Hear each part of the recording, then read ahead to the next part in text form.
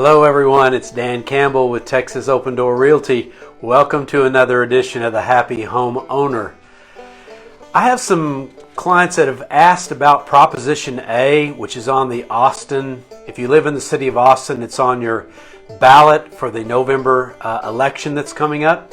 And the confusion is about what is there a 25% tax increase that's going to happen if Prop A is approved?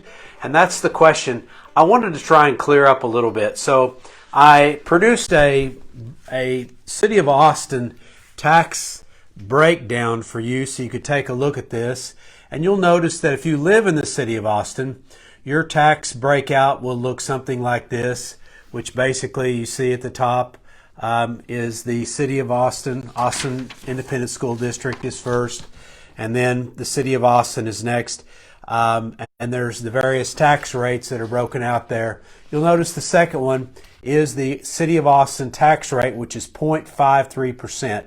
So what is going to happen if Proposition A is approved is that the City of Austin tax rate is going to go from 0.53 up by approximately 25%.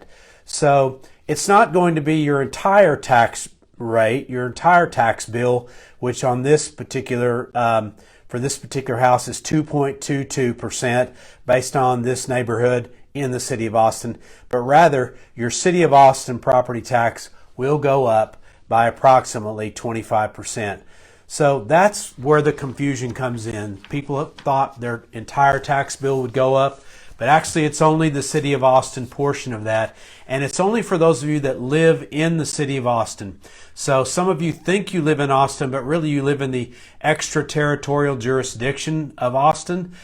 So take a look on your Travis County website, traviscad.org, and you can look up your tax bill and see if there is a section there similar to what you just saw for the City of Austin. So